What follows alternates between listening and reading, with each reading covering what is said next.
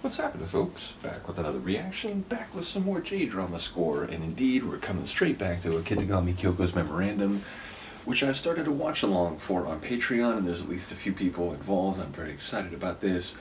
I mentioned it before, I'm a huge fan of J-drama. This show, among a handful of others, is one of my very favorites, and so I'm excited that I'm doing a watch-along, getting to talk about it, and ultimately, as I've gone through the episodes, my appreciation for it is continuing to grow. I've seen it a couple times before, but as I'm doing this watch-along and articulating my thoughts aloud, I'm just coming to a new appreciation for it, so it's a really good time for me to be going through the soundtrack. And indeed, I'm going to put up a teaser video, as I've been doing for some of the, Depeche Mode documentary watch-alongs and so on, sometimes because they get blocked, and indeed, no J-drama in a full watch-along is ever going to end up on YouTube. They just have really tight copyright controls.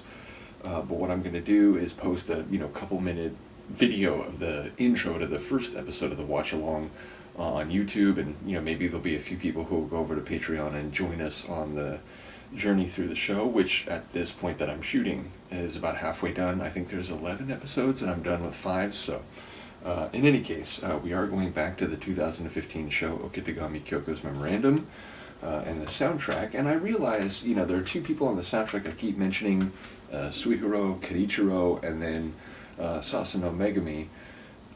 And what I've come to realize is that a lot of the, kind of quirky detective, she's figuring things out, and there's a, funny sort of quirky chamber music to feel. Those are often Suihiro Kenichiro. Now, not all of them. Some of the, Baroque style ones are still Megumi Sasano, but a lot of the, funny, Kyoko is figuring something out tracks are by Suihiro Kenichiro, whereas the more emotional and dramatic and, let's say, narrative-based moments where, it's like a real kind of development that has emotional weight to it, those are often pieces by Megumi Sasano, including the one we're going to hear now.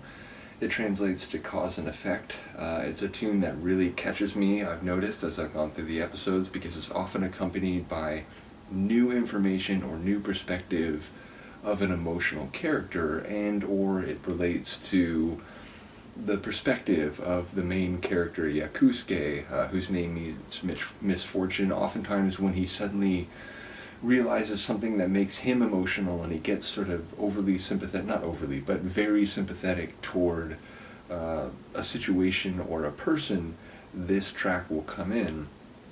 So I think it's really well done. It's a piano-based piece.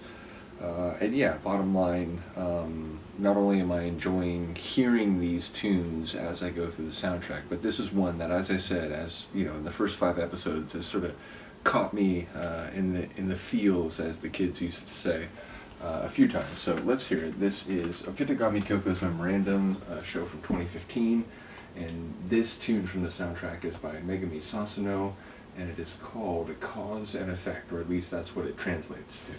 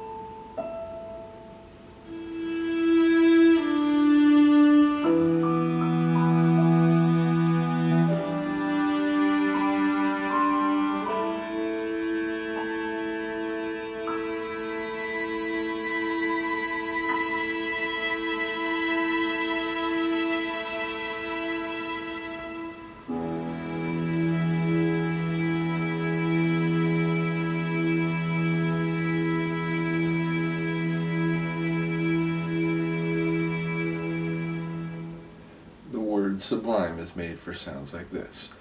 Really sweet tune. Again, it's got an unresolved quality to it. That grit, that bit of lack of clarity, uncertainty that you feel in the sort of once it switches to the middle section of the tune. I think that's indicative of it's an emotional track. It bears the emotional weight of new information, but it's not a concluding, resolving track. It's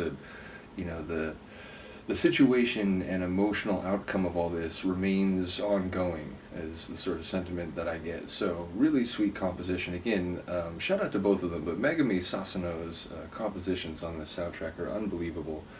So once again, shout out to Kim, shout out to Michaela, shout out to Han Solo, shout out to all the people who've been following the different watch-alongs, or at least commenting on them and liking the videos, so maybe other people will check them out. I really do appreciate it. So like I said, I'm really excited to go through the second half of the show. I mentioned in the beginning of my watch along for episode 5, I already have it in mind what the next watch along will be after that, for the J-drama ones I mean. So yeah, big ups to all of you. Let me know what you think of this piece. I will see you next time. Peace.